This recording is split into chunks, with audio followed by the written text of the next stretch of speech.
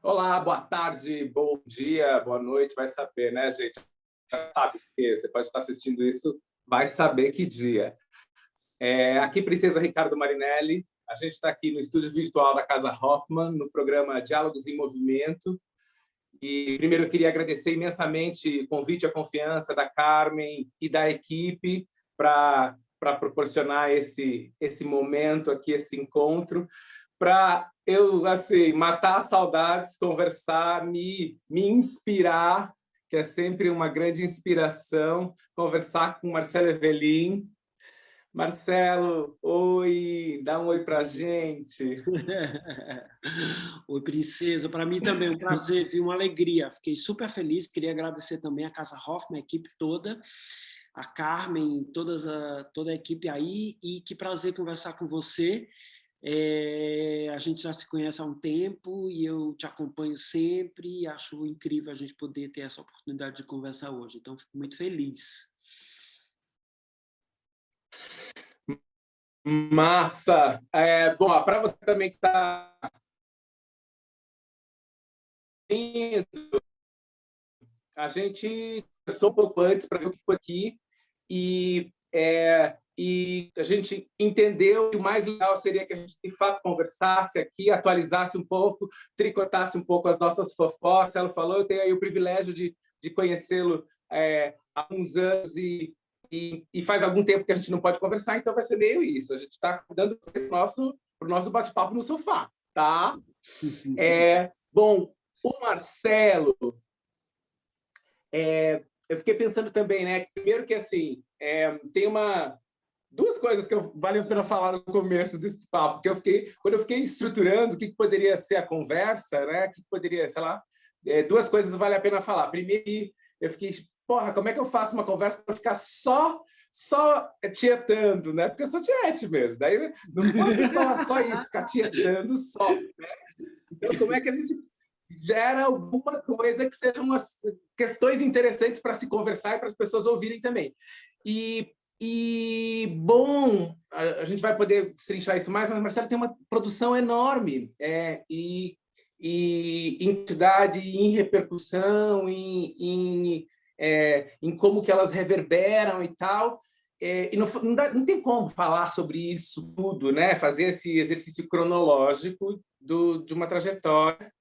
Então, eu pensei que uma coisa interessante, um negócio para a gente poderia ser falar sobre possibilidades de tratamento do tempo mesmo, né? Porque tem sido um assunto que me interessa muito, essa ideia de como a gente foi viciado em tempos lineares e como que, se a gente mudar a referência de como a gente compreende o tempo, muita coisa pode mudar, e eu me sinto sempre muito inspirada nesse sentido a respeito da obra do Marcelo. Chega de falar, Marcelo, daí eu queria pensar assim com você, né? Momento, tempo e geografia também, né? Porque eu vejo você muito assim espraiado, né? É uma rede de conexão. E então, que se você puder falar para a gente um pouco de como que foi a decisão de sair do Piauí, também não vou nem apresentei, acho que durante o papo a gente vai entendendo, né? Mas então, como é que foi a decisão de sair do Piauí e como é que é esse movimento, né? Da relação com o tempo e esse movimento no mundo, na Pois tua é. trajetória.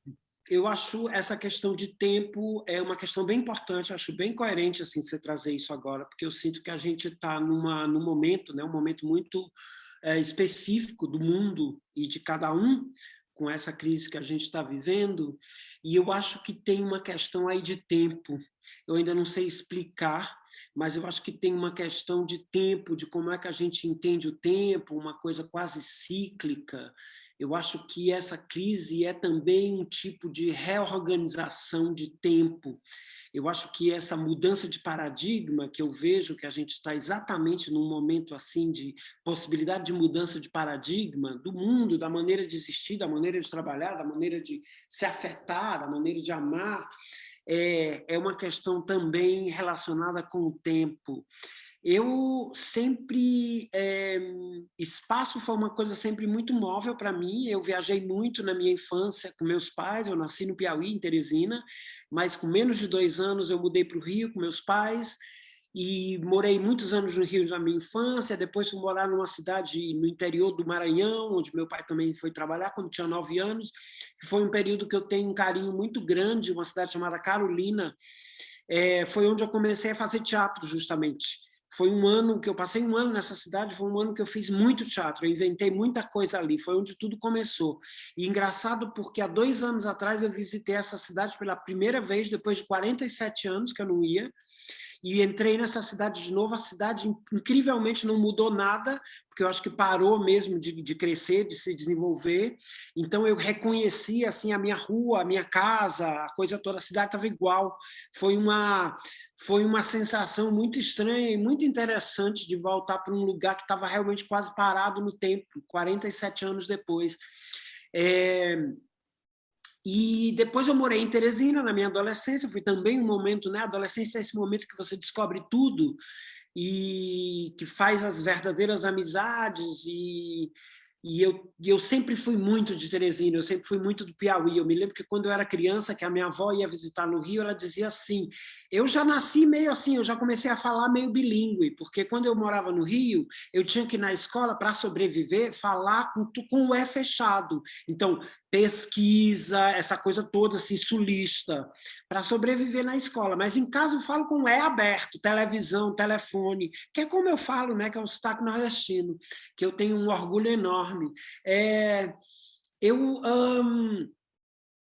Eu fiquei na adolescência no Piauí e comecei ali também a me interessar justamente por dança, embora nessa época, a gente está falando dos anos 70 ainda, a gente não podia... Dança era uma coisa muito difícil no Brasil, quer dizer, era uma imagem muito relacionada ao clássico, ao balé clássico.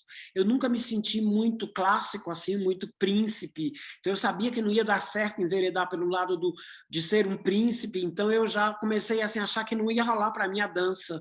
Então, mas eu tinha assim, a minha paixão sempre foi dança, sempre foi o movimento, sempre foi o corpo, tinha uma coisa muito intuitiva desde sempre com o movimento. E depois eu fui para o Rio e aí comecei a estudar com Klaus Viana e com Angel Viana, que foi uma sorte incrível ter esses 2 professores como iniciadores assim do meu estudo da dança. E desde 1980 eu trabalho sem parar com dança.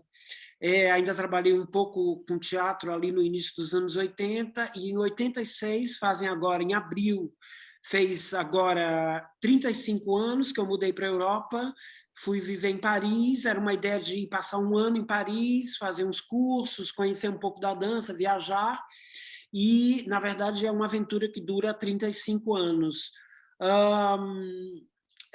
Foi em Paris que eu realmente consegui ver que eu poderia trabalhar com dança. Nessa época, quando eu cheguei em Paris, em 86, a dança estava assim, numa efervescência enorme. Os centros coreográficos franceses tinham acabado de ser abertos, faziam poucos anos, então tinha assim, uma ideia muito efervescente da dança, da ideia de criação, de pesquisa, de tudo. E eu sou um privilegiado, assim, eu preciso dizer que, assim, que eu me sinto um privilegiado por ter tido as oportunidades que eu tive na vida, e que eu sou muito grato ao universo, assim, por ter conseguido estudar, conseguido viajar, conhecer as pessoas que eu conheço, ter feito as conexões. Você falou aí das conexões. Para mim, esse tipo de conexão é uma coisa muito importante na minha vida, Ricardo. Eu sempre fui muito apaixonado pelas pessoas. Eu sempre fui muito atravessado pelas referências que me vinham das outras pessoas.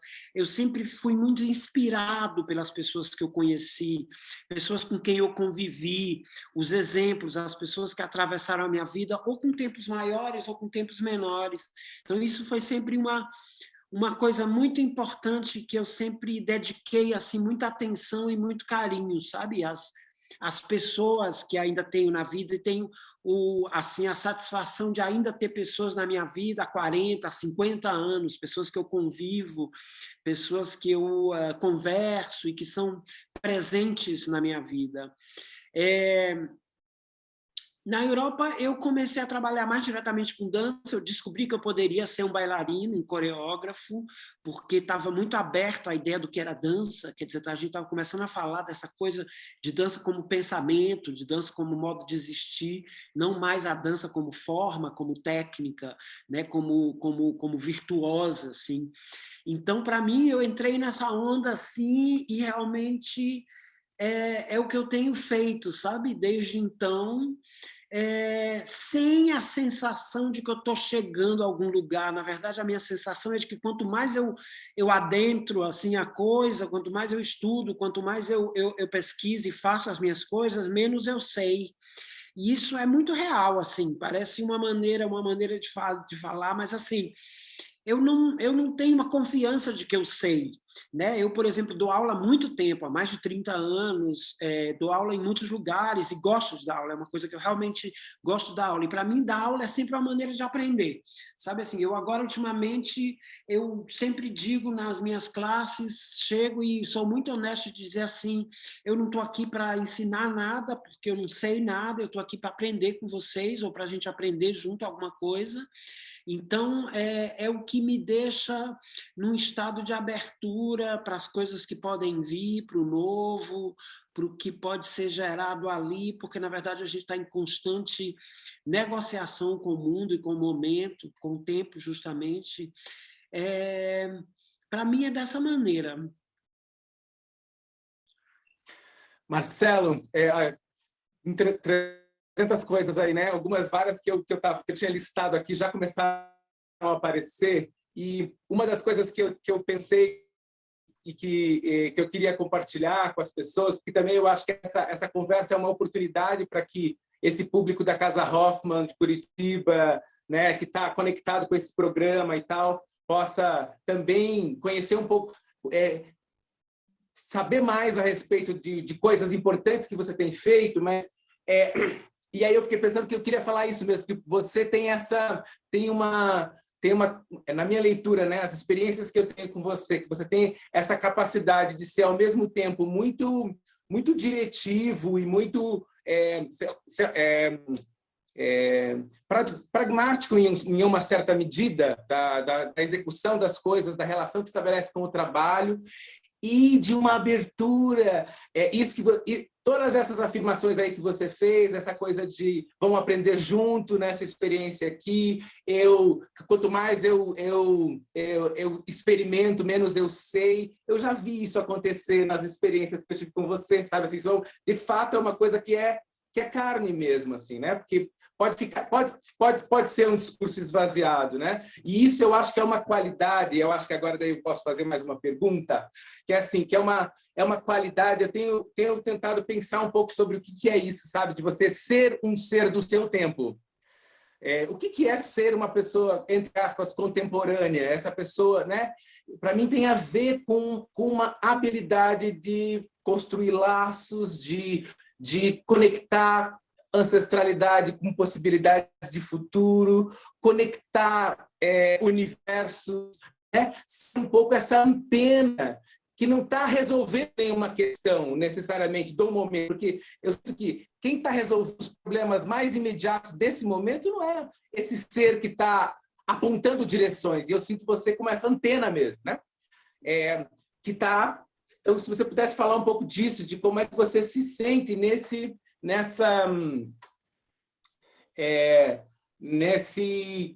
no papel que você desempenha, como essa ideia de ser um ser do meu tempo, né? O que eu estou fazendo aqui no meu tempo? E vou tentar conectar, se for possível, porque eu acho que para mim está junto, que também tem que está tanto no jeito que você fala sobre o trabalho, sobre as coisas, sobre o mundo, mas também no próprio trabalho artístico, que você está em Amsterdã, mas Teresina está contigo, quando você volta para cá, a Suíça está ali no campo, saca? Tem literalmente esse lugar de atravessamentos, né?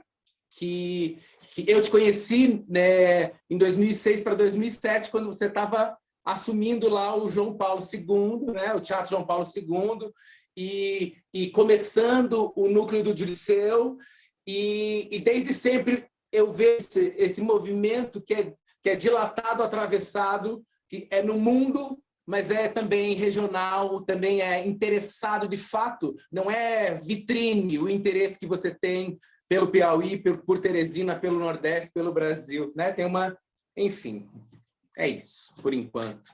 Olha, pois é, essa coisa espacial, Ricardo, assim, como eu estava falando, a minha avó sempre dizia, quando ia visitar a gente no Rio, assim, você é do Piauí, você é nordestino, você não é daqui, você não é do Rio, você está aqui agora.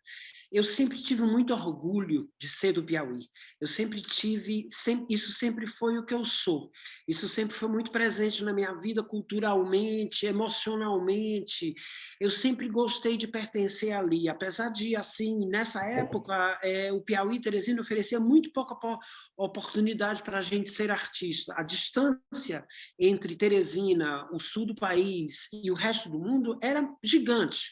Ainda é muito longe, ainda hoje né, tem uma distância que não é só geográfica, não estou falando de distância geográfica só, entre o sul do país e o mundo. Mas eu sempre tive muito orgulho de ser de lá. E aí eu saí, né, muito cedo, mas tem um dizer assim lá do Piauí que é assim, a gente sai do Piauí, mas o Piauizinho não sai da gente. E isso sempre foi dito de uma maneira pejorativa, para falar de quão acanhado a gente é, mas eu sempre transformei isso numa outra coisa, num lugar de orgulho, assim, numa figura de orgulho.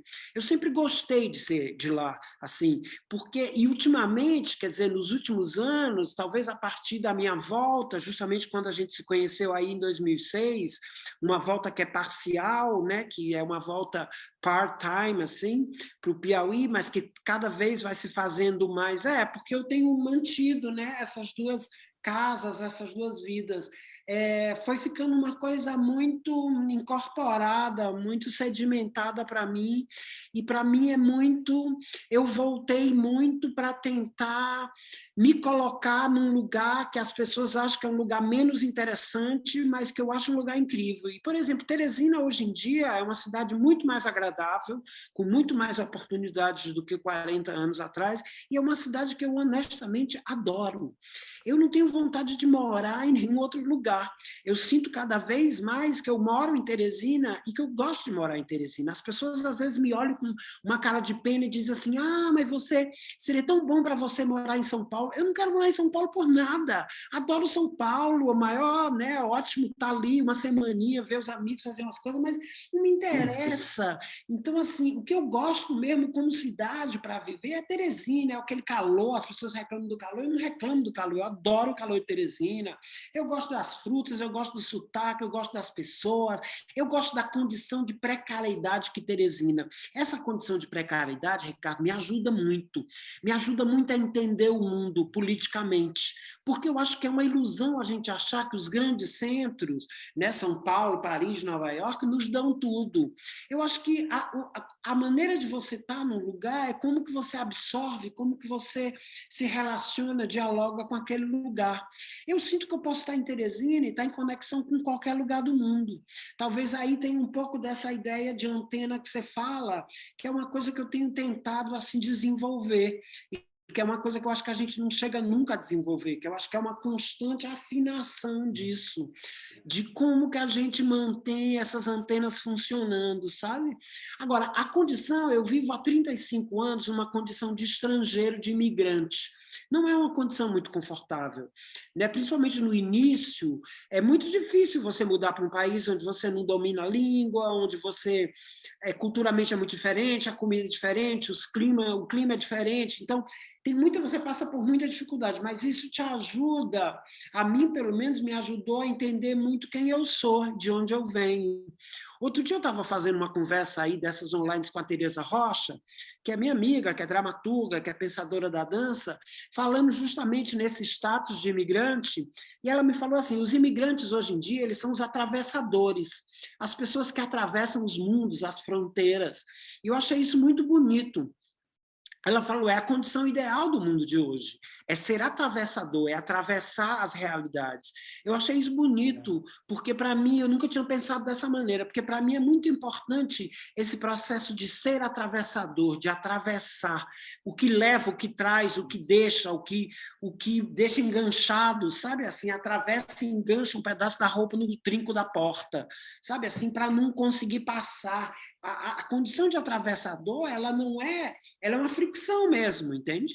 Então, assim, tem essa coisa, sabe, e eu me alimento muito dessa condição, é uma coisa que realmente me alimenta muito.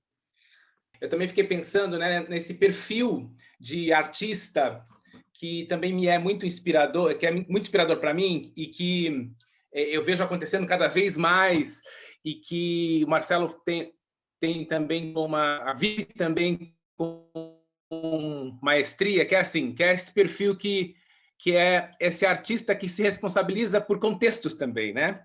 Então, o artista que não tá, que entende, que percebe que o trabalho de produzir arte no mundo não pode estar conectado só com o fazer ali do estúdio, né? Então, dando exemplo disso, eu vejo a potência, você falou aí de como que você vê o movimento acontecendo na cidade de Teresina, né? Como cidade, uma cidade para se viver e tal. E eu, obviamente, conheço muito menos de Teresina do que você, tive lá 3 vezes por conta de parcerias com projetos contigo, mas a gente vê mesmo, né, os reflexos das ações que você sei lá, capitaneou, se for para dizer assim, e como que isso mudou a cena, as pessoas, a própria cidade, e muda você também, né? Então, queria que se você pudesse falar um pouco disso, desse perfil desse artista que se dá conta que é importante construir contexto, colaborar com a construção de contextos, né? E aí lá no Teatro João Paulo II, depois no Galpão do Dirceu, agora no Campo, e tantas outras ações de formação e de criação de contexto mesmo, né? Como é que você pensa isso, inclusive no tempo também, porque eu acho que tem uma relação tempo também, né? Eu acho que é uma coisa que eu aprendi justamente em Teresina, Ricardo, essa ideia de criar contexto, e que para mim, sim, é muito importante, dentro da minha criação como artista, da dança, essa criação de contexto. Porque, assim, uma coisa que eu sempre gostei foi de colaborar, de dividir, de compartilhar e conviver.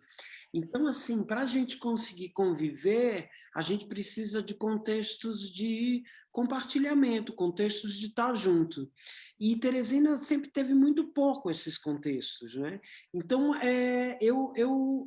uma coisa que eu aprendi lá, já chegando no teatro, na criação do Núcleo do Dirceu, de como é que eu conversava com o bairro onde o teatro foi implantado, que é o bairro do Dirceu, um subúrbio de Teresina, o maior e mais importante, assim, periferia de Teresina. Como é que a gente cria condições para que as pessoas se encontrem e conversem, e talvez trabalhem juntas, e talvez se apaixonem, enfim. Quando a gente cria contexto, a gente perde o controle do que pode acontecer nesses contextos. E isso também me interessa muito, porque nunca me interessou de criar coisas que eu já tinha um controle sobre elas. Quer dizer, criar coisas com um objetivo muito claro de chegar a algum lugar, ou a ir a algum lugar. Eu sempre me interessei em criar, assim, olho d'água, lugar onde tem profusão, onde algumas coisas saem, sabe? E, para mim, Teresina tem um pouco essa possibilidade, nos dá essa possibilidade, porque tem muito pouco. Então, eu acho que no começo, mais intuitivamente, e agora muito conscientemente, no Campo, que é o espaço de residência onde eu trabalho em Teresina, que eu criei junto com a produtora Regina Veloso, minha parceira desde muito tempo, é um contexto de criação, é um espaço de criação de contexto, assim, de um lugar para se encontrar, um lugar para trazer gente. A gente em Teresina é um pouco isolado, então assim, é muito importante para a gente, engraçado porque assim, há algum tempo atrás, Teresina, a gente não pensava em Teresina como um lugar para convidar pessoas, a gente sempre pensava em Teresina como um lugar para se sair, quer dizer, na hora que dá, a gente consegue uma maneira de ir para os centros grandes. E a coisa que eu fiz e que me interessou fazer desde que eu cheguei em Teresina foi de convidar pessoas, foi de trazer pessoas. Isso eu trabalhei assim muito especificamente nisso. Muita gente me dizia, de lá de Teresina, me dizia, para que você está querendo trazer essas pessoas? É quente, não tem nada para fazer. Eu falei, mas é justamente isso. Eu acho que é muito importante que essas pessoas venham aqui e possam habitar a nossa realidade, a nossa condição. É muito importante que a gente comece a fazer uma equalização desses mundos, de que a gente não seja só um povoamento que sai, que vai embora, né? Quase uma diáspora. É muito importante que a gente saiba receber, e nós somos um povo muito hospitaleiro. As pessoas do Piauí, elas tiveram isso como uma qualidade, assim, saber receber as pessoas. Então, foi uma coisa que eu me dediquei, assim, e logo desde os 3 primeiros anos que eu estava em Teresina, no teatro, eu me foquei nessa coisa de convidar pessoas, você com Couve-Flor, vários artistas do Couve-Flor nessa época tiveram lá justamente aí no primeiro ou segundo ano, e depois com o Galpão do Disseu, uma autonomia do núcleo do Disseu, que surgiu no teatro, mas que depois ocupou esse galpão também no bairro do Disseu. E agora, no campo, eu sempre prezei muito por essa ideia de convidar pessoas, de abrir o lugar para pessoas, justamente porque eu acho que a gente ali tem uma condição assim de criação, de expansão de pensamento que é muito interessante.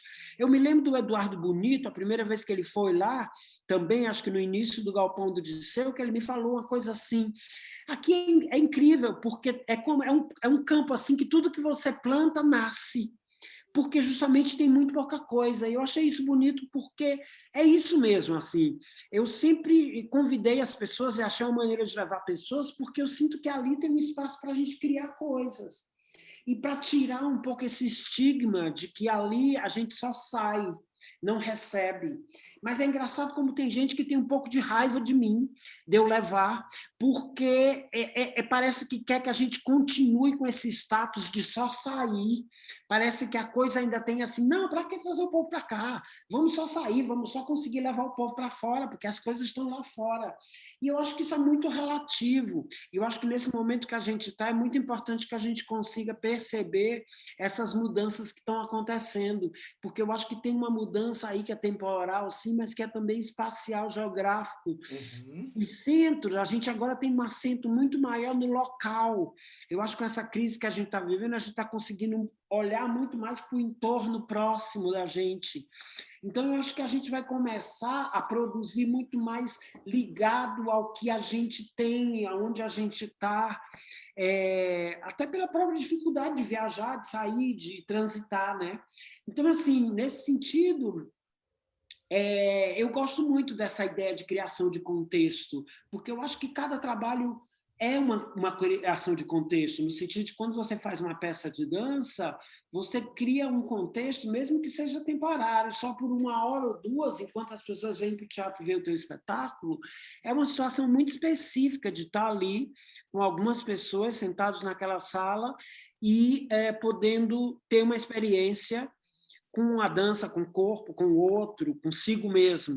Eu acho que é uma coisa bonita assim que o teatro nos proporciona e que eu estou com uma saudade enorme da gente estar mais no Ai, que teatro. saudade! Nossa, eu estou ficando assim, sabe? Porque é uma experiência com você mesmo e que eu acho que essa experiência você não consegue online. Eu tenho assim muito, né? Eu acho que as pessoas estão fazendo muito bem a coisa toda online. Eu acho que tem muita gente fazendo coisa muito bonita, mas assim, eu pessoalmente não tenho conseguido fazer nada. Assim, eu fiz pouquíssimas dessas conversas, porque eu não estou acreditando muito e, honestamente, muito particularmente, nada contra quem faz, eu não estou interessado em fazer nada online. Eu estou interessado na presença, eu estou interessado no encontro, estou interessado no suor e no cheiro do outro, no toque, entende? Assim, e eu espero que a gente possa fazer isso. Eu não sei quando é que isso vai acontecer no Brasil de novo, porque a gente está vivendo essa catástrofe com esse governo, esse genocídio oficializado, mas eu espero que a gente possa, e tenho certeza que a gente vai poder em algum momento, porque eu acho que a gente tem sangue no olho, eu acho que o brasileiro é o povo mais desenvolvido, mais afetado e afetivo, é o povo com mais imaginação. Olha que eu vivo há muito tempo com outras culturas, com outros povos, e eu sou apaixonado pelo povo brasileiro, assim, pela capacidade que a gente tem de gerar, sabe? De gerar subjetividade, de gerar brilho no olho. Eu fico impressionado que como é que a gente, no meio dessa crise, dessas faltas todas, a gente consegue ainda ser tão imaginativo, ser tão potente. Olha para você, eu olho para você, entende? Com essa maquiagem, com esse estilo, fala assim, como é que, onde é no mundo que a pessoa, entende, vai fazer uma live, uma conversa dessa online com essa cara, com essa disponibilidade, com esse sorriso. Isso é uma coisa que não existe, tá? Isso é uma coisa nossa, é uma coisa que eu acho que a gente tem que saber reconhecer, sabe, assim, a nossa capacidade como povo, de uma criatividade enorme, de uma força de sobrevivência, de uma potência de existir, que assim... Então, assim, eu continuo cada vez mais apaixonado pelo Brasil. Agora eu estou na Suíça, por exemplo, estou em Lausanne, é por isso que eu até estou tomando o meu vinho, porque já são 9h30 da noite, quase 10 horas, né? Já está depois do jantar, e assim, tenho realmente esse prazer de estar aqui conversando contigo. Estou aqui agora por um tempo fazendo um trabalho, porque eu ainda vivo da Europa, quer dizer, eu ainda tenho muito trabalho aqui, trabalhos que para mim também são muito importantes, trabalhos que me ajudam muito a entender o mundo, a entender esses atravessamentos que a gente passa, mas, na verdade, assim, meu sonho mesmo é viver no Brasil, só no Brasil. Eu estou num ponto assim que eu não quero mais sair do Brasil, sabe assim? Eu, por mim, eu ficava no Brasil, e assim, lá no Piauí, sabe assim, fazendo umas viagenzinhas ali, aqui, lá, ano passado, no final do ano passado, fui conhecer o Mato Grosso de férias e fiquei muito impressionado, assim, a riqueza, aquela floresta, os animais, as cachoeiras, as coisas. Eu falei assim, realmente não conheço, eu falei assim, gente, que país é esse? Que loucura é essa? Sabe, assim, de a gente, assim, essa exuberância do que a gente tem ali. Então, assim, eu acho que criar contexto é muito importante. Eu acho que a gente pode fazer isso bem pequenininho ou maior, ou a gente pode fazer sempre isso. Eu acho que a artista tem um pouco assim esse dever e essa obrigação, sabe? É o que eu acho. Tá vendo, gente? Não falei que era muito inspirador. Olha aí, ó, a gente fica arrepiado. Teve um momento ali, a hora da saudade do teatro, da presença, chegou a cair uma lágrima aqui, ó, uma lágrima, né? Eu vou recuperar várias coisas aqui, Marcelo, porque eu queria que você comentasse algumas dessas coisas aí, né? Primeiro que essa bem sinceramente mesmo, as experiências que eu tive com Teresina, eu tive a oportunidade, então, fiz com Couve-Flor lá no começo ainda, né, quando o núcleo estava no João Paulo II, para uma residência, depois para uma residência de criação com o Traves Queens, que eu tive daí a oportunidade de colaborar com você, ter você mais perto, falando assim, dinamitando o processo do Traves Queens. E depois, mais tarde, agora voltei para o Junta, né? Já no campo, fiquei uns dias no campo e essas experiências, obviamente conectadas com outras coisas, mas elas me ajudam muito a, inclusive, polemizar a própria ideia do que a gente vê como formação.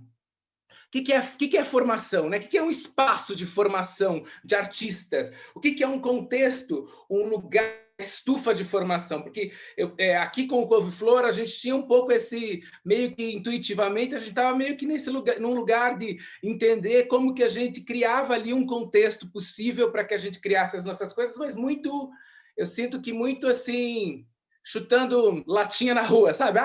Um bando de gente jovem vão fazer e tal. E claro, fizemos diversas coisas, mas eu sinto que assim, o Dirceu tem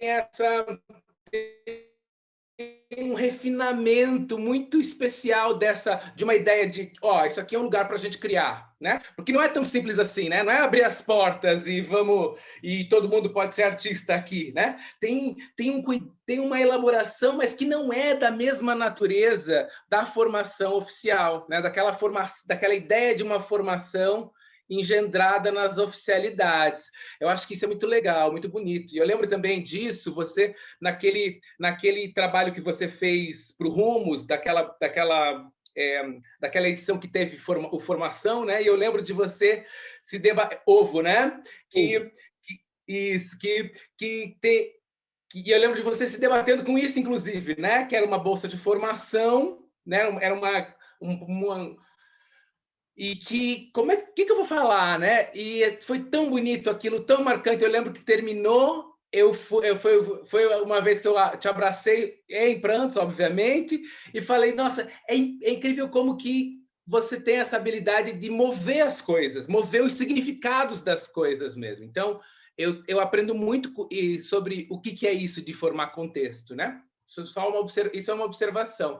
Eu queria que você comentasse um pouco, aí no meio você falou, né, da resistência também, porque a gente fala as coisas todas, parece que tudo é maravilhoso, né? Porque daí veio, fez, e deu certo, tem isso tudo, mas como é que é isso, né? Eu lembro de umas histórias bem, bem difíceis mesmo, né? Da resistência de alguns grupos na cidade, em outros lugares também, no Brasil também. Como é que é esse movimento? Porque às vezes a resistência vem de lugares que a gente menos espera, né? E aí, não, acho que é isso. Daí eu me recupero outra coisa. Tem a coisa da presença, mas daí eu vou deixar para já. Olha só, essa coisa da resistência é uma coisa assim, quando você é muito pequeno, e muito fechado, você tem muito medo de abrir. É muito mais difícil de você abrir quando você está num casulo, quando você está um pouco mais distante dos fluxos, dos centros.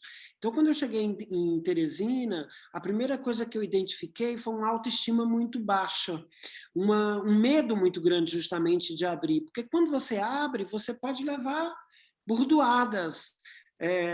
Às vezes é melhor você ficar num lugar fechado, pequenininho, mas eu acho que não justifica você ficar num lugar menor só para conseguir se manter ali naquele lugar que você está. Crescer, Ricardo, você perde muita coisa. Crescer significa perder coisas, significa confrontar coisas, significa mudar coisas. Eu acho que isso tem muito a ver com formação, com essa coisa de aprender. A minha formação pessoal, ela sempre foi muito indisciplinar.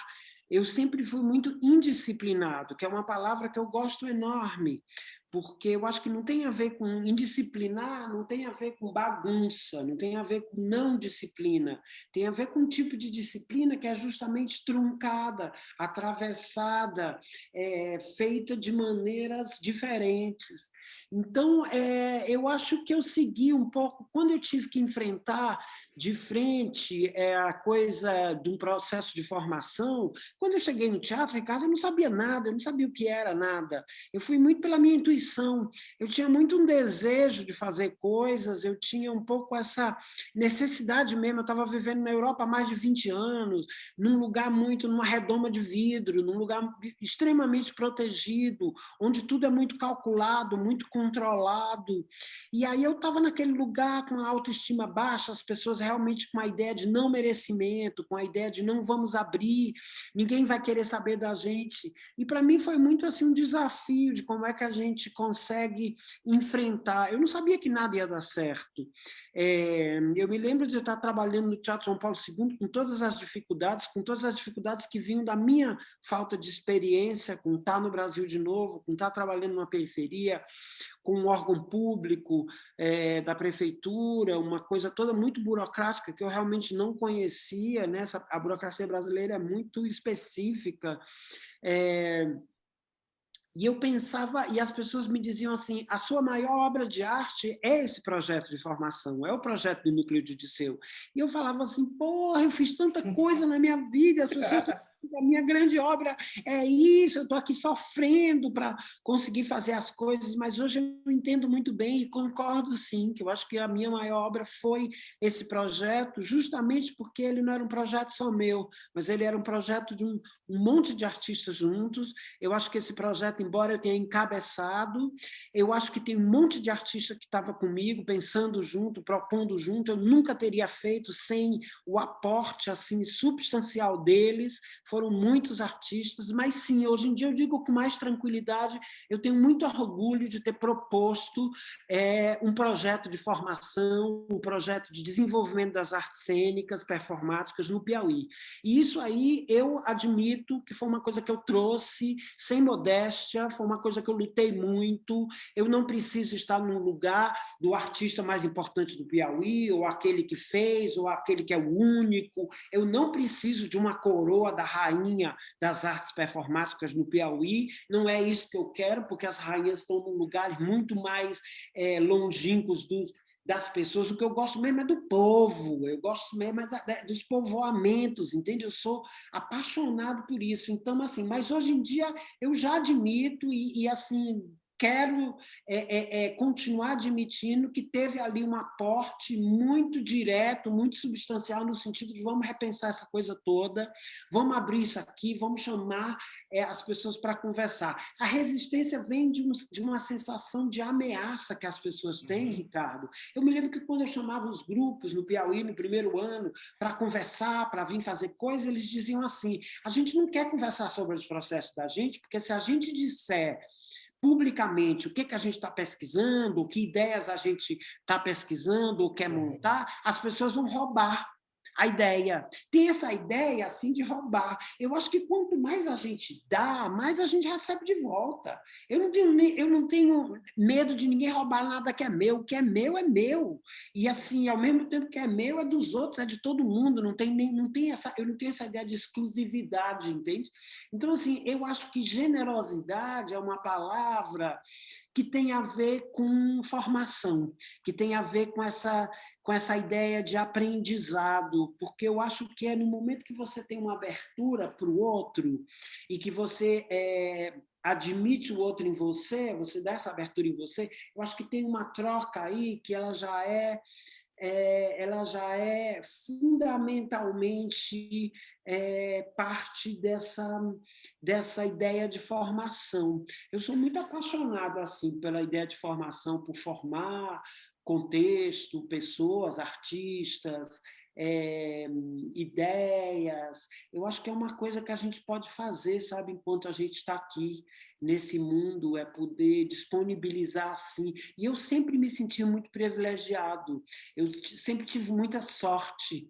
Então, assim, eu me sentia quase na obrigação de disponibilizar essas informações para os outros. E ainda me sinto. É uma coisa que ainda me move, entende? Ainda continuo sendo uma pessoa que tem acesso a muita gente, a muitos contextos diferentes. Tenho muitas oportunidades que muitos artistas no Brasil não têm, e ao invés de eu me colocar como um lugar assim de mérito, né, ou de eu tenho isso, eu me coloco mais próximo ainda das outras pessoas, porque eu sinto que pode passar por aí, sabe? Por um contágio, eu acredito muito nessa ideia de contágio, de passar por uma intuição, de passar por uma aproximação, sabe? Do que a ideia de eu tenho uma informação e eu vou te dar essa informação. Eu acho que a gente convivendo, a gente dialogando, eu acho que a gente consegue esse contágio, e aí volta para a gente também. Então, isso ao mesmo tempo muda a gente, e muda o outro, e aí a gente vê o outro mudando. É muito bacana, porque muda imediatamente a gente. E, assim, não tem nada que eu goste mais do que me transformar, do que me colocar em perigo nesse sentido, sabe? Assim, de questionar o que eu sei ou o que eu estou fazendo, no sentido de talvez vir a fazer outras coisas. E talvez aí entre um pouco essa tua ideia de futuro, sabe? Que eu fiquei muito interessado em te perguntar sobre essa noção de futuro ancestral. Agora sou eu que talvez esteja te fazendo essa pergunta, né? Tu me trouxe essa ideia de futuro ancestral e eu fiquei interessado em ouvir mais sobre isso, em como é que tu está pensando isso. Ai, Marcelo, ó, então, primeiro que ó, tem uma coisa bonita aí dessa coisa que você falou, que também eu me inspiro bastante nas experiências que tive, que vejo você, sei lá, envolvido, é que tem uma generosidade que não está nesse lugar de uma generosidade cristã, né? Porque essa generosidade da qual você está falando aí, né? Que é quando eu me abro para o outro e me coloco na direção, de fato, na direção do outro, envolve atrito, envolve tensão, envolve uma curiosidade que envolve frustração, envolve um monte de coisa, né? Que não é sobre ser essa generosidade do sorriso permanente no rosto, né? Que também é um aprendizado da vida, né? Que não acaba. Você precisa estar atualizando isso toda hora para compreender como é que você faz isso ir acontecendo o tempo todo. E bom, ancestralidades do futuro, futuros ancestrais, sei lá, é uma provocação para mim mesmo, porque assim, eu sinto que a gente tem sido a gente é muito estimulado a pensar no tempo de um jeito linear, né? De um jeito que o passado é aquilo que ficou lá para trás e o futuro é aquilo para onde eu estou, as coisas para as quais eu estou indo na direção de. E eu tenho tido contato com pensando interessada no futuro, tenho estudado algumas coisas de, sei lá, de perspectivas, de cosmologias, de cosmogonias, de matrizes filosóficas que estão entendendo o tempo de jeitos muito distintos a esse, né? Que vão localizar espacialmente o tempo de outra maneira, que vão, inclusive, não ter essa ideia. Então, vamos pensar, por exemplo, né, que ao invés de o futuro estar na frente, o futuro é aquilo que está atrás, porque é aquilo que já é aquilo que eu não posso ver, né? O passado está aqui na minha frente porque é aquilo que eu vejo, é aquilo que eu já sei, né? Aquilo que eu posso saber se eu quiser. E o futuro é aquilo que é o desconhecido. Por exemplo, só para inverter um pouco a lógica dessa materialização do tempo. Mas o que tem mais me interessado é essa noção de tempo espiralar mesmo. Que aí estou conectada aí com a Leda Maria Martins, que é essa pensadora, né, brasileira fantástica, que vai pensar a ancestralidade numa perspectiva mais de uma presença espiralada do tempo. O tempo acontecendo no corpo espiraladamente. Eu sou a ancestralidade. A ancestralidade não é aquilo que ficou. E, ao mesmo tempo, eu sou também os devires, né? Essa projeção. Isso o presente não está desconectado, e quanto mais a gente conseguir conectar, né? Conectar essas experiências, maior, sei lá, a chance de a gente viver o tempo de verdade, nessa perspectiva. E aí, nesse sentido, não é, a ancestralidade do futuro é meio para colar essas coisas, né? Para você, enfim. E aí eu queria que acho que esse seria o primeiro comentário, mas se você pudesse pensar isso aí, Marcelo, porque eu conheci o teu trabalho, os primeiros vídeos que eu vi de trabalhos seus antes de te conhecer pessoalmente foi Ai, Ai, Ai, eu vi um vídeo de Ai, Ai, Ai, que até a gente tem, né, uma cena do Travesquismo que é basicamente, né, quase roubada, né, e quase roubada do Ai, Ai, Ai, e aí depois eu conheci, eu acho que eu vi as obras a partir de Bull Dancing, e aí eu estava, né, que estava ali no meio da trilogia dos Sertões. E aí eu fui ver, assim, só daí, de 2007 para cá, a quantidade de coisas que você já fez, né? E aí, lá, né, Sheik, se a gente pensar, né, como é que é isso, dessa quantidade de produção, pensando nisso de um tempo, né? Como que o tempo se materializa nessa trajetória, se der para conectar com essa ideia, né, de como é que o tempo opera a trajetória. Olha só, muita coisa aí também, Ricardo. Primeiro, obrigado por me trazer essas noções. Eu não conheço o trabalho da Leda, fiquei até curioso agora. Vou te pedir essas referências para dar uma lida. Acho muito bonita a ideia de espiral, de tempo espiralar. Eu acho que a espiral é a figura mais exata do movimento. Porque se a gente pensar, tudo que cresce, cresce em espiral. A gente olha para as plantas e todo o processo, né, até o nosso processo de DNA está organizado de uma forma espiralar. Então, assim, só existe movimento espiral. O movimento ele realmente não pode ser só para frente, para um lado ou para trás. Ele vai assim, né, dando volta. É a maneira como a água entra para o ralo, né? É uma coisa, então assim, espiral que está ligado à forma do infinito mesmo, esse 8 que a gente conhece como forma de infinito, tem muito a ver com a espiral. Então achei muito bonita a ideia de forma espiralar e tempo espiralar, e quero bem conhecer mais isso. Acho bonito a ideia das cosmologias, porque eu acho que tem muito a ver, acho que a gente está num momento que a gente tem que começar a acreditar que a imaginação da gente é a realidade. Eu acho que não dá mais para a gente suportar de só uma ideia de realidade, que é aquilo que os sistemas, o capitalismo, as heteronormatividades nos impõem. E a gente sabe que eles estão nos impondo isso como uma maneira de realmente diminuir a nossa capacidade de gerar subjetividade, diminuir a nossa capacidade de gerar potência, justamente para manter a gente anestesiado, amenizado. Então, eu acho bonito a ideia de espiral relacionada a movimento, que é o nosso campo de estudo, né? Eu realmente, assim, eu fiz muita coisa, Ricardo, eu às vezes fico cansado só de pensar, sabe? Assim, de quantas obras eu fiz. Por exemplo, só depois dessa crise da pandemia, eu estou agora na terceira peça, estou fazendo a minha terceira peça. Eu tenho até vergonha de falar, mas assim, eu fiquei trancado em casa no Brasil de março até agosto. Aí eu fui para Amsterdã dar minhas aulas na Universidade de Mímica, onde eu já trabalho há 21 anos, e a cada 2 anos eu tenho que, ao invés de dar aula, eu faço uma obra, uma peça com cenário, figurinos, um teatro para os meus alunos, justamente para eles terem a experiência de viver um processo do começo até o final. E aí eu criei uma peça que estreou em outubro, que chama The Dead and the Others, que tinha muito a ver, que tem muito a ver com o que a gente está vivendo, assim, os mortos e os outros, assim, chamando, que era uma peça muito que a gente invocou muito, tanto os mortos, e aí eu acho que entra também essa ideia dos ancestrais,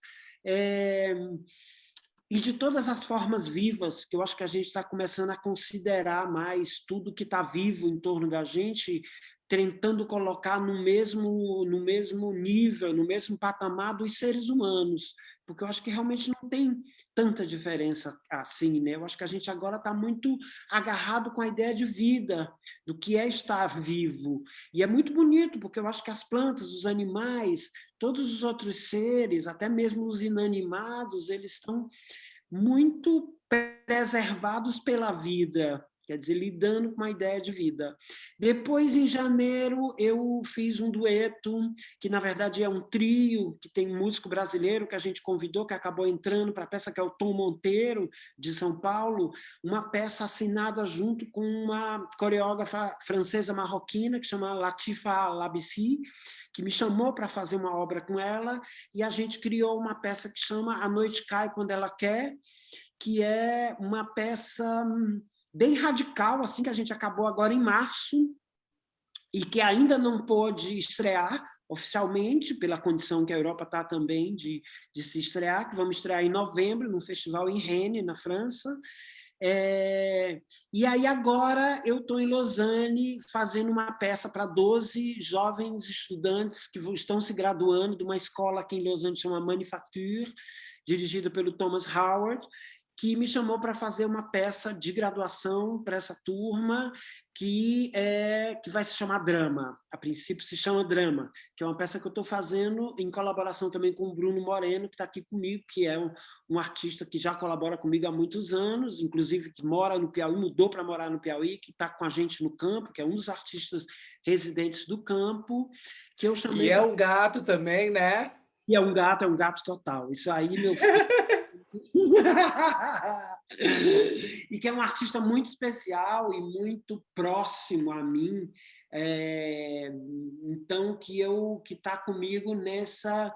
A gente começou essa semana esse processo que vai estrear no final de outubro em Berlim, que chama Drama, que eu estou usando a música de um grupo brasileiro da periferia do Rio de Janeiro que chama Tantão e os Fitas, que é uma música assim que tem uma potência muito grande, que dessa coisa da periferia, dos lugares de invisibilidade, uma música assim muito gritada, muito reclamada, e que eu achei muito importante trazer aqui para esses corpos brancos, para esses corpos mais europeus, terem um pouco desse contato. Então, assim, eu tenho trabalhado sem parar e realmente tenho mais de 40 peças, entre peças assim da minha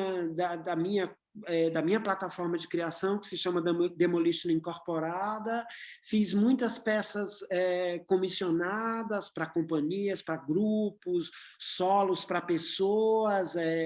Um pouco antes da pandemia, quer dizer, em fevereiro, eu acabei um solo para uma bailarina da companhia Carte Blanche, da Noruega, a companhia nacional da Noruega, que eu já coreografei há 4 anos atrás.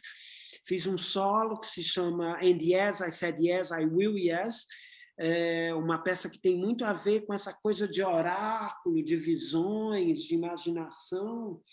É uma peça que ela dança por 1 hora de olhos fechados, com os olhos pintados em cima do lugar dos olhos fechados, e que eu espero poder mostrar no Brasil algum dia. Então, assim, eu tenho trabalhado muito e gosto muito de trabalhar, apesar de estar sempre assim, na beira de parar, fico sempre achando que posso me dar também a possibilidade de parar e fazer uma outra coisa. Eu, por exemplo, me tornei vegano há 1 ano atrás e ando muito apaixonado pela culinária vegana, entendendo muito no meu corpo o que é isso, deixar de comer animais e qualquer produto que vem dos animais, e ando muito apaixonado por cozinhar isso, então, às vezes, fico pensando em mudar assim, radicalmente, ir na direção de fazer uma comidinha vegana para vender em quentinha, sabe? Fazer assim, montar um negócio de PF vegano, que é uma coisa que é bem ainda nova no Piauí. A gente é muito da carne lá, né? É um lugar onde os bois eram criados para serem abatidos. Então, ainda, mas começou, eu acho que no mundo as pessoas estão começando a abrir para outros conhecimentos. Eu tenho descoberto mesmo que são outros modos de existir, outros modos de pensar. E realmente tem me afetado muito essa coisa de ser vegano há um pouco mais de 1 ano, porque tem mudado mesmo, inclusive, a minha maneira de pensar, sabe? A minha maneira de sentir coisas. Eu sinto que eu estou até mais, de uma certa maneira, sensível. Eu estou chorando com mais facilidade, eu estou sonhando com mais facilidade. Vixe, eu não posso, então. Não posso, menina. Se eu for chorar com mais facilidade do que eu já choro, minha filha, não vai dar para andar na rua. Marcelo, olha, tanta coisa de novo, né? Tão bom. Cada vez que você fala, 20 conexões aparecem na cabeça. Mas vou de trás para frente, porque eu acho que isso é uma questão também que está muito pungente, né? Porque, bom, a gente sempre soube que todas as questões elas estão conectadas, que não tem como você discutir nenhum tipo de... Os problemas, eles são de fato sistêmicos, né? Eles têm a ver com um conjunto de coisas que atravessa questões geopolíticas, mas que atravessa questões, sei lá, evolutivas, e atravessa a relação que a gente estabelece com as outras coisas vivas do planeta. Então, a gente sempre soube um pouco isso, mas como você falou aí no meio da fala, que acho que agora a gente está se dando... Essa circunstância nos colocou mais radicalmente, essa circunstância nesse último ano, mais radicalmente em contato com isso, e eu acho que todo mundo lá é um pouco sensível, que está nesse campo de uma resposta, está tentando encontrar as suas soluções para, sabe, não fazer de conta que não existe um especismo muito muito vivo e que isso é um problema grave com o qual a gente precisa lidar. Enfim, acho que tem uma questão muito presente aí, as pessoas estão falando sobre isso também, né? E eu acho que essa coisa, obviamente que eu adoraria, eu vou ficar aqui, sempre vou dizer, não, Marcelo, não vem com essa. Mas eu entendo perfeitamente que a mágica pode se transformar em outra coisa, né? Eu também penso um pouco nisso. Não sei se para fazer marmita, mas tem uma coisa que eu sinto que chega uma hora que você vai... a alquimia pode ir se transformando em outra, né? Então, eu sinto que não é sobre deixar de ser artista, talvez, mas sobre atacar o mundo ou se relacionar, né? Oferecer uma resposta para o mundo num lugar que você está entendendo que faz mais sentido agora. Aí eu queria... assim, vai ser meio que, tipo... para voltar e para frente e para trás, é assim que a gente o que acontece? Espiralares, não é mesmo? Eu queria... tem uma coisa que me faz muito... sempre é muito marcante para mim nos seus trabalhos, é mesmo o jeito que você está em cena, né? Quando assim tem uma coisa mesmo do corpo que você é ali, disso que a gente chama de presença, disso que é o modo de operação, né? Mais até do que o que você está fazendo, é ali o jeito que você está, sabe? Isso para mim é sempre muito... Tem jeitos diferentes, mas é sempre muito marcante. Então, no Bull Dancing, no Matadouro depois, no Mono, né? Que o Mono eu tive a oportunidade de ver a versão no trio em São Paulo. E depois, no Uruguai, eu vi o solo. Aí batucada, enfim, mas tem um corpo, tem um jeito de estar que é muito especial. E eu lembro também que eu fiz uma oficina contigo também nessa mesma oportunidade em Montevidéu. Isso eu uso nas minhas aulas até hoje, nas minhas práticas, né? Que é esse pensamento da insistência por afinar o corpo, né? Por estar afinando, usar o corpo, enfim, pensar no corpo como esse instrumento que precisa ser afinado e, enfim, afinar.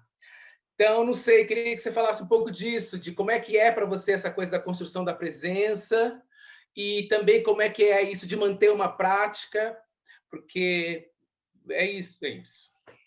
Olha só, é engraçado você falar do afinar, porque ontem eu tive que dar uma aula para os alunos do primeiro ano da Manufacture, porque como eu estou aqui fazendo a peça para o último ano, eles me convidaram também para dar 2 aulas para a turma que acabou de entrar, que é o primeiro ano.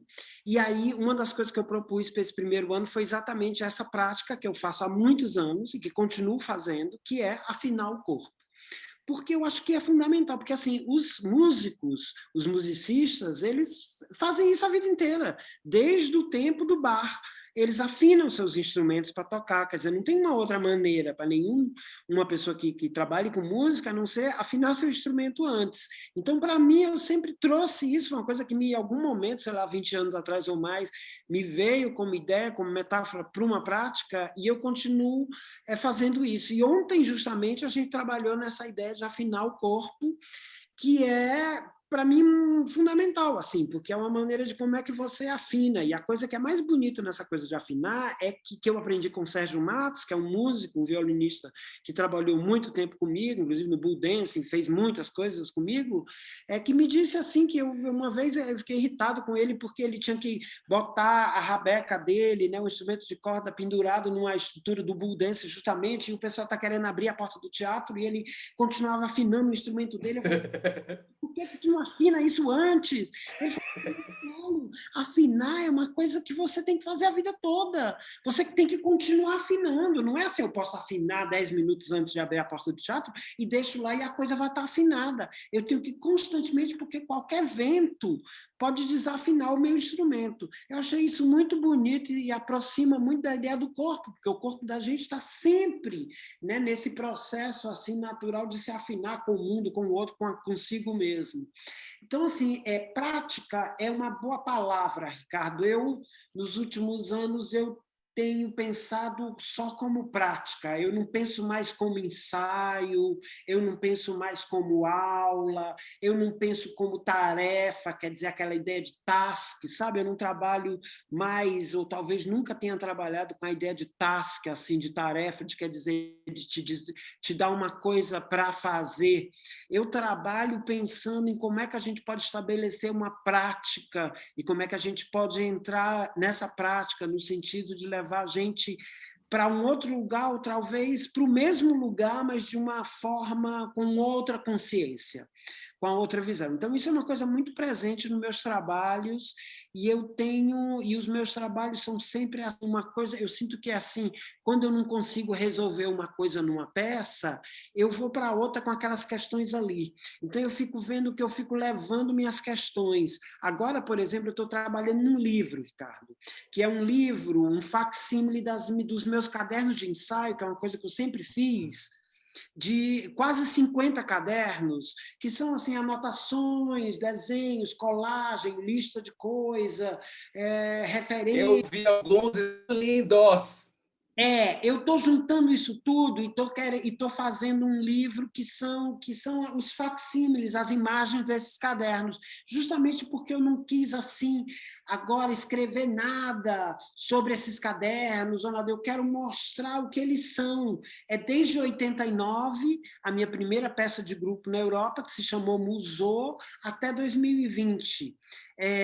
Vai ser um livro com todo esse calhamaço, assim, meio desorganizado, meio caótico mesmo, porque eu quero estar próximo do que é um processo. Eu não senti necessidade assim de fazer uma análise, uma observação do meu processo. Eu nunca quis ter método, né? Eu não tenho método, eu digo que não tenho método. Marcelo, ele já pensou isso? A Christine Greiner disse que eu tenho sim um método, mas eu falei, eu não tenho, então a gente fica nessa briga. Para já com isso! Então, assim, eu prefiro achar que eu não tenho método nenhum e realmente, assim, não coloco como método, mas eu senti muito uma necessidade de abrir isso, de trazer isso, e tem sido muito incrível poder olhar para essa produção toda desde 89, minha primeira peça de grupo na Europa, e foi bonito de ver, Ricardo, como é circular. Então, assim, às vezes eu pego um caderno que é assim, de 92, e as questões são as mesmas de 2019. Entende? Assim, referências, ou coisas que eu estou pedindo para os bailarinos, ou coisas que eu estou anotando para mim que eu tenho que pedir, ou observações de desejos, de coisa que eu quero ver, anotadas em cantos de página. Então, assim, é bonito ver esse espiral de tempo voltando. Eu me lembro, por exemplo, de quando eu estava em Wuppertal com a Pina, como estagiária, em 88, que a Pina dizia para a gente assim, eu só faço uma peça, as minhas peças são todas iguais, eu só falo assim, de amor, da possibilidade e da impossibilidade de amor. E assim, se você olhar a obra da Pina Bausch, é uma grande obra que continua, que não tem diferença, é a mesma obra sempre, é a mesma coisa, só muda o cenário. Eu gosto de dizer assim, que só muda o cenário, nem o figurino muda, porque é o mesmo. Não muda nada, não muda a música, não muda nada, sempre as mesmas estruturas, né? Eu acho que, de uma certa maneira, foi uma das muitas coisas que eu aprendi com ela, e falando assim de aprendizado, ali para mim foi um aprendizado enorme também. Eu acho que foi a minha maior escola, de ter convivido esses meses em Wuppertal com ela, com o trabalho dela, porque passou por esse lugar da fascinação. Eu tinha essa fascinação, essa fascinação mesmo pela Pina. É quase um fetiche, né? É quase um fetiche, né? Assim, fetiche é uma coisa muito presente na vida da gente, né? Assim, eu sou muito próximo dos meus fetiches, sabe? Eu cultivo eles com muito carinho e cuidado. eles estão todos no meu jardim, sabe? Porque não poderia existir sem eles, entende? Assim, tem gente que acha tabu, né? Que acha que tem medo deles, eu não tenho muito, não. Então, assim, prática é isso, porque eu acho que a gente também aqui está fazendo uma prática de vida, eu acho que a gente está nesse mundo existindo como uma prática de viver, como uma prática de amar, e aí eu também gosto muito dessa ideia de a gente estar só aprendendo a amar os outros, sabe? A gente está só aprendendo a como se dar para o outro através do amor, que é uma coisa que cada vez mais tem me passado. Agora, para falar assim da coisa de mudar de profissão, né, para a coisa das quentinhas, eu acho assim que eu nunca vou deixar de ser artista, Ricardo. Eu acho que não foi uma coisa que eu escolhi, eu não sinto que eu escolhi ser artista, foi uma coisa que já veio antes mesmo de eu saber o que era ser artista, porque, por exemplo, eu venho de uma família que não tem artistas. Eu não tenho, assim, pai, mãe, tios, artistas, sejam pintores, escritores, músicos, não tem ninguém. Minha família não tem artista. Agora começou a ter mais artistas, né? Eu tenho uma sobrinha que é uma musicista, que está começando uma carreira bem interessante, assim, a minha irmã mais nova tem feito uma carreira como artista também, assim, até mais assumidamente agora. Mas antes eu não tinha nenhuma referência. Então, assim, deixar de ser artista eu não vou deixar de ser nunca, porque eu não escolhi isso, foi uma coisa que realmente me constitui. Mas eu fico muito interessado, princesa, em como é que a nossa sensibilidade, uma informação que é gerada na arte, pode se esvair, pode se expandir para outros lugares. Porque, às vezes, eu olho o mundo e eu fico achando que a informação mais importante, talvez, nesse mundo é uma informação que a arte gera. Então, eu fico muito interessado, entende? Como é que a gente consegue ser artista fazendo marmita, sendo cabeleireiro, trabalhando num escritório, sendo gari, sendo jardineiro, que é uma coisa que eu tenho me interessado enormemente. Jardim também. Tá viu? Estamos conectados. Jardim e cozinha, ó, eu também. Jardim e cozinha, né? Eu acho que é uma coisa de viado, né? Jardim e cozinha. Não é particular da gente. Não vem querer dizer, meu bem, isso aí tá no ar. Marcelo, olha, que eu queria... quando que sai o livro? Você já tem uma previsão, não? Olha, ele está agora na mão do artista gráfico que está fazendo, que é um dos meus melhores amigos lá de Teresina, que chama Áureo Tupinambá Júnior, que é um amigo de longas datas, uma pessoa muito sensível, que eu entreguei esse material todo. Eu tenho feito ele com o meu assistente, o Guilherme Fontinelli, o Gui, que tem sido assim meu amparo, meu amigo, na hora de fazer coisas tecnológicas, internéticas, que eu cada vez sei menos, eu estou cada vez mais analógico, eu não sei apertar mais botão, sabe assim, não consigo fazer nada assim dessa coisa tecnológica. Tá na mão do Áureo, ele está começando a diagramar isso, a gente está começando, né, já está fazendo orçamento em gráfica, não sei o quê. Eu quero que ele esteja pronto um pouco antes de setembro, porque você falou do Ai Ai Ai, e eu preciso te contar que eu vou fazer o Ai Ai Ai em Paris, agora 26 anos depois de ter sido criado. Eu vou fazer em Paris o Ai Ai Ai, que foi um lugar que eu comecei a morar na Europa, é um lugar que foi muito importante para mim, para a minha dança, para o que eu faço até hoje, e eu estou muito feliz de fazer lá, porque esse solo tem muito a ver com a minha dança, com de onde a minha dança vem, a minha infância, a minha adolescência, e a Lia Rodrigues é a homenageada do Festival do Outono esse ano em Paris, que é um festival muito bacana, e me chamou, a gente ficou junto um tempo em Amsterdã agora no outono passado, e ela me chamou um dia e falou assim: Marcelo, eu me sinto um pouco a madrinha desse solo, porque eu fui a primeira pessoa a apresentar esse solo no Brasil. E é verdade, eu criei o solo em 95, eu estreiei o solo em 95, e em 98 a Lia, quando dirigiu o Panorama, me convidou para dançar. Então foi uma das primeiras vezes que eu voltei para o Brasil para dançar, e fiz o Ai Ai Ai, e ela tem muitas memórias desse solo, então ela me convidou como um dos artistas agregados a ela ou conectados com ela para apresentar o solo dentro do festival. E eu quero tentar lançar o livro um pouco antes ou junto com esse marco, que para mim é o Ai Ai Ai, que é essa peça solo de 95. Então, acho que aí, setembro, antes de setembro, esse livro sai. Quando é que foi que você fez de novo no Panorama daí, que foi que eu assisti ao vivo? 2010, em 2010. E é um trabalho que rodou, né, Marcelo? Que você fez muito, assim, Eu tipo... fiz muito, eu fiz muito. Quando eu estreiei em Amsterdã, eu fiz assim, tipo 50 logo, sabe? Na Holanda e ali na Bélgica, porque foi um trabalho que deu muito certo e que eu ganhei um prêmio nacional na Holanda com o solo, então fui convidado para fazer. Nessa época a gente fazia muita coisa na Holanda, hoje em dia está muito mudada, né? A gente faz um espetáculo na Holanda e consegue apresentar 10 vezes, nessa época a gente fazia 50 ou mais. Muitos teatros fecharam, as condições são outras. Eu fiz em todas as cidadezinhas, sabe, assim, ali. E depois, em 2009 ou 2010, a Christine Greine me chamou para retomar um trabalho antigo num festival no SESI, em São Paulo. Eu retomei, e aí foi muito interessante retomar. Eu retomei igual, eu achei que eu ia mudar tudo, mas aí eu refiz igualzinho, inclusive com as mesmas roupas, é tudo igual, os objetos, as roupas, é tudo mesmo. Uhum. E aí, agora, eu fiz Berlim, fiz Porto, fiz alguns lugares, e aí agora eu não faço já há uns 6 anos por aí, e vou retomar. E estou muito feliz, assim, porque o Ai Ai Ai é realmente assim, um cartão de visita, é uma retomada, é uma reconexão comigo mesmo, com as minhas ideias de dança, com a minha memória. É, então é isso, o Ai Ai Ai a gente vai estar fazendo de novo. Eu espero poder fazer agora de novo mais, sabe?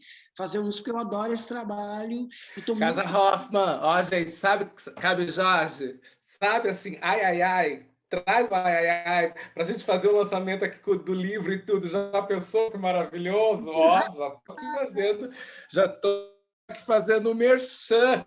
Ia ser muito babado. Então, Marcelo, aproveitando essa coisa aí, né? Óbvio que a minha trajetória é muito menor que a sua, de tempo mesmo, também de quantidade de coisas que eu fiz, mas o Eu Tenho Autorização da Polícia para Ficar Pelado Aqui é um trabalho que é de 2003 e que eu também é o trabalho que eu mais fiz, continuo fazendo, quer dizer, agora, né? Agora não continuo fazendo, mas cheguei a fazer de novo em 2020, pensando no tempo mesmo, né? Porque do tempo, o corpo, no tempo do corpo no trabalho também, né? Porque então o meu trabalho não tem tanto tempo assim, mas eu já consigo ver isso de como é que o que é se manter dentro do trabalho de 2003 para 2020, porque é um trabalho que eu faço, que eu continuo fazendo e fiz bastante também, né? Porque são as mesmas coisas, é o mesmo trabalho, né? Mas é o mesmo Marcelo, no sentido de que é a mesma pessoa que está ali, mas como é que é isso também, de manter o corpo no trabalho, no tempo. E aí, vou ser mais ousada agora, vou falar assim, porque pensando nessa coisa das questões, né? Você falou que tem os restos de questões dos trabalhos você carrega para os próximos, né? E tem um pouco desse movimento mesmo. Às vezes eu não sei se as questões nos perseguem ou a gente persegue as questões. Fica esse movimento meio embolado assim, que às vezes eu me sinto até meio entalada, meio que tipo parece que eu estou sempre patinando nas mesmas, né? Porque as questões vão reaparecendo.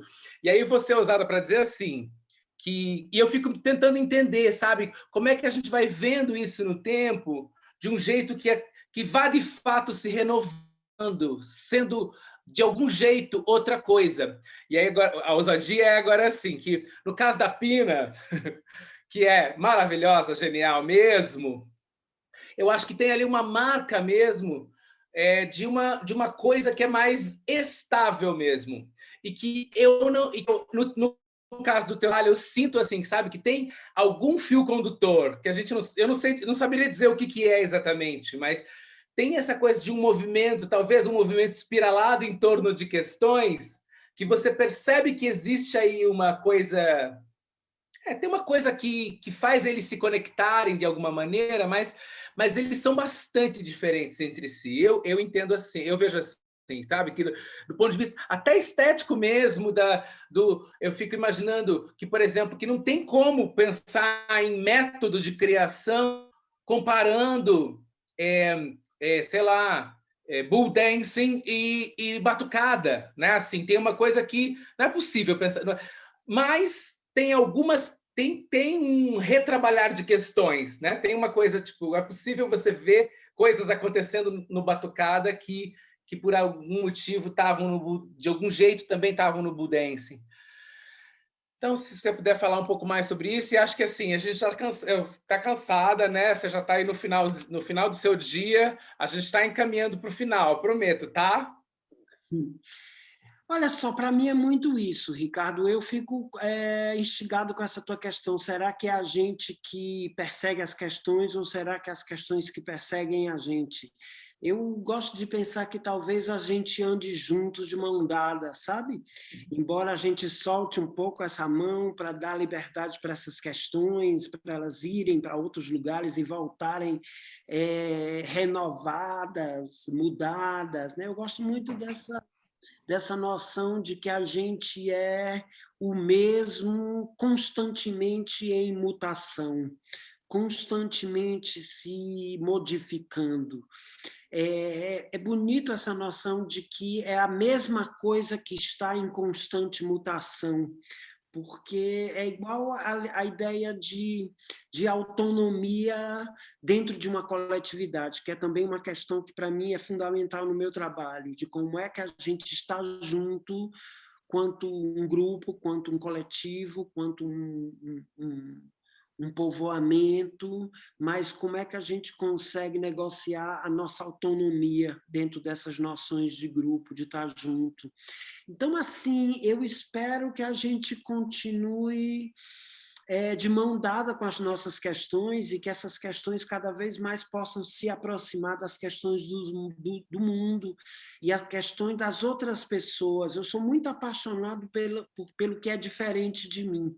Eu sempre fui muito apaixonado e desde do Preto de Gente, que é de uma peça de 2002, que a gente fez enormemente em muitos países, eu fiquei muito apaixonado pela ideia de ser o outro, de me colocar no lugar do outro, que é a questão fundamental do Batucada. O Batucada eu escolhi fazer uma peça com 50 pessoas, foi uma comissão do Kunstler Festival des Arts de Bruxelas, e eu pedi realmente assim 20 brasileiros. Eu me lembro conversando com o Christoph Slachmelder, que me convidou, que era o diretor então, e eu dizendo assim, então tá, eu quero fazer uma peça para 50 pessoas e quero 20 brasileiros. Eu falei, é muito fácil, nós temos muitos brasileiros aqui. Eu falei, não, mas eu não quero os brasileiros que já estão aqui, eu quero trazer os brasileiros do Brasil, justamente aquelas pessoas que não têm necessariamente, diretamente, a oportunidade de estar viajando em turnê, de estar viajando, sair do Brasil como convidados de um festival importante. Então, assim,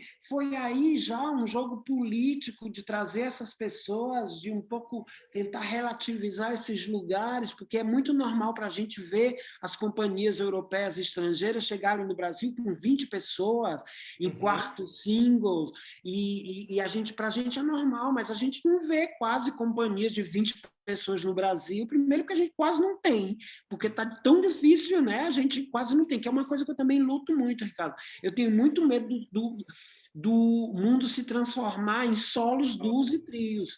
Eu não tenho nada contra solos, duos e trio. Quem quer fazer solo de trio, sucesso, eu vejo coisas lindas.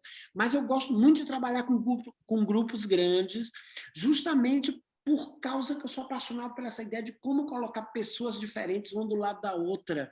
Como é que a gente lida, negocia com essas diferenças dentro de um trabalho, num palco, fora dele, ou o que seja. O Batucada é uma peça que me ensinou muitíssimo. Eu tenho uma recordação muito carinhosa de Curitiba, na verdade, desses corpos de nós todos ali, do lado da Casa Hoffman, justamente. A gente acabou, eu me lembro da gente procurando um lugar para fazer, era para fazer num lugar, não deu para fazer no lugar, tererê, e aí a gente acabou num lugar, num nightclub, num negócio aí do lado da Casa Hoffman, que eu não vou saber mais o nome. Eu também não lembro o nome, você acredita? Que muda de nome toda hora, mas é exatamente aquela casa de festas ali do lado exatamente da Casa Hoffman, né? Só tem o estacionamento separando a Hoffman e a casa. Que foi, afinal, o lugar que a gente descobriu que seria o lugar ideal para fazer, e com aquela galera de Curitiba, exatamente no momento onde estava começando a se falar no impeachment da Dilma, estavam começando aquelas manifestações dos Bolsonaro pedindo, né, a queda, aquela pessoa nefasta que se chama Moro, sendo o grande star do Brasil, o grande ícone brasileiro da decência e da moral. Que bom que a gente sabe que não é isso hoje, né? Na época era o grande rapaz, o bom rapaz educado. Infelizmente, aqui em Curitiba tem na República de Curitiba, a gente ainda tem muitos remanescentes que estão aí, né, nas suas casas defendendo a figura, mas, enfim...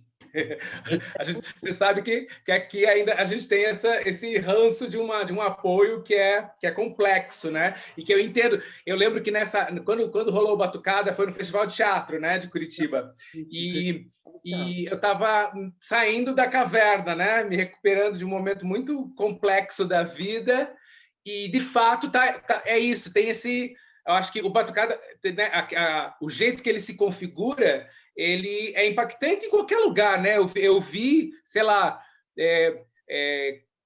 pelo menos, não, aqui em Curitiba e em São Luís, né? Que também que estava numa época parecida, era também foi no mesmo ano, eu acho, né? Porque que pegou a saída também de uma manifestação, né, que deu toda aquela treta com o espaço e tudo. Então, imagina, é um trabalho que tem um impacto muito grande por qualquer lugar que ele passe, mas aqui certamente tem engraçado, porque eu acho que o Batucada tem essa qualidade assim meio premonitória, entende? Foi um trabalho que surgiu, ele é um trabalho de 2014 e que foi criado logo antes da confusão toda, dessa treta toda no Brasil, e que em Curitiba justamente assim pontuou, foi o começo daqueles buzinaço, daquela coisa assim, panelaço, as buzinas, os carros. Eu me lembro de saindo do ensaio sem poder vestir vermelho, as pessoas levando porrada que estavam vestidas de vermelho, uma coisa bem dura, bem difícil. E em São Luís também todo um problema com a coisa, né? É um trabalho que atrita muito, são muitas pessoas nuas, mascaradas, batendo panela, é uma coisa que no momento a gente não sabia mais como fazer. Eu me lembro que em Curitiba, por exemplo, chegou um momento que eu falei assim, não dá para bater panela, porque as pessoas estão batendo panela por um motivo que é o oposto do que a gente está batendo panela, então a gente tem que tirar todas as panelas. Cheguei a fazer um ensaio em Curitiba sem panela, aí eu me lembro que acabou o ensaio, eu falei assim, gente, parece assim uma versão da Bíblia Sagrada isso. Da Bíblia Sagrada, porque não existe. Eu falei assim, não dá, tem que voltar as panelas, vamos bater panela pelo que a gente acredita. Eu tenho um pouco assim, eu fico tentando escutar um pouco, entende? Eu acho que a gente, artista, tem um pouquinho dessa qualidade isso. Assim. Então, Marcelo, sabe, você falou premonitório, acho que a gente pode voltar lá para o começo da conversa. Ó, inspira lá a nossa conversa para inspira lá o tempo. Que para aquela coisa da antena que a gente falou no começo, sabe? Que para mim tem tudo a ver com a coisa do tempo espiralar também. Eu não acho que é uma premonição, tem a ver com isso, com essa escuta, com você estar aí tentando exercitando essa conexão para ouvir as coisas e ouvir as coisas, ouvir o que o mundo está falando também aí numa direção do que vai acontecer, né? Do que está para acontecer, e porque o futuro está aqui, né? Porque nesse caso a gente está escutando, está entendendo o futuro nesse modo mais espiralado, que eu acho que, e não é todo mundo que que consegue fazer isso. Acho que também não é sempre que, por exemplo, fico imaginando, né, que essa sensação que você tem como batucada não necessariamente você tem em todos os trabalhos, né? Mas acho que na minha leitura você é uma figura que tem que tem muito viva essa habilidade aí de projetar, de apontar, de... É engraçado que você traz Antena, porque é uma obra de 98 minha. Eu tenho uma peça chamada Antena de 98, que é parte de uma tetralogia que chama Deus de Quatro, e que foi uma peça importante porque foi também o começo de uma volta para o Brasil. Foi uma peça muito inspirada no Brasil, muito um começo de uma volta já. Eu acho, Ricardo, que você traz uma palavra muito importante, que é a escuta. Eu acho que talvez dançar seja escutar com o corpo. Eu acho que dançar, para mim, pelo menos, é muito escutar o que te afeta e como te afeta. Escutar o mundo, escutar o outro, escutar o que está em volta de ti. E eu acho que é muito bonito escutar isso, assim, e te ver, né, princesa, hoje, lembrando de ti, assim, lá no comecinho. Eu me lembro quando a gente fez Bull Dance também em Curitiba, no dia que a gente chegou de São Paulo de ônibus, a gente nem se conhecia pessoalmente, nos recebeu na rodoviária, no lugar onde o ônibus chegava, assim, me lembro com a pranchetinha na mão. Então, assim, é muito bonito essa conexão ainda, esse tempo que nos traz ainda de volta, sabe?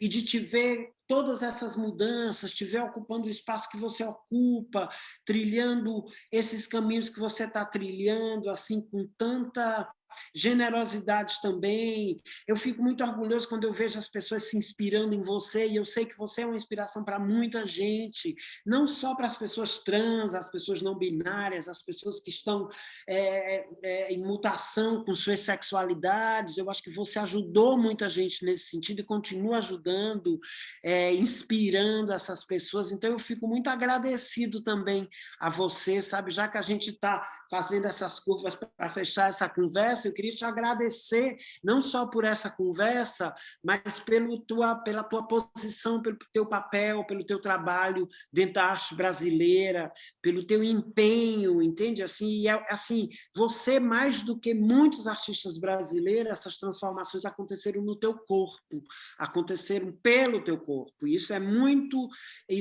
digno, isso é muito importante que seja assim. Então, eu sou muito agradecido e muito feliz de te ter na minha vida, assim, com todas essas histórias para a gente contar e a gente poder estar aqui, um lá e o outro aqui, tão longe, tantos quilômetros de distância, mas podendo conversar e podendo se divertir junto com relação ao que a gente faz, o que nos move, né? As noções que você me traz, que me inspiram muito. Então, assim, que lindo, que bom que a gente ainda... E com certeza, se deixasse, a gente ficava aqui até as 3 conversando, falando de coisas, assim, mas muito obrigado, e muito obrigado mais uma vez à Casa Hoffman, a Lô, a Jade, a toda, a Carmen, Jorge, por esse convite tão generoso, e foi uma surpresa para mim, assim. Casa Hoffman é uma referência para a gente no Brasil, né? Foi um dos primeiros programas assim disciplinares de formação no Brasil. Foi uma coisa que era uma coisa que eu pensava muito quando eu estava ali no núcleo do Disseu, no início disso, na Casa Hoffman, porque já tinha um programa e já tinha eles já tinham iniciado uma coisa ali, então é uma coisa que sempre me inspirou muito. Então, assim, que bom, que lindo. Marcelo, ai meu Deus, eu vou, depois dessa, eu vou ficar uns 3 dias animada. Agora, toda hora que eu ficar triste para programar aqui minhas aulas, para encarar mais umas horas de videoconferência, eu vou lembrar dessas palavras.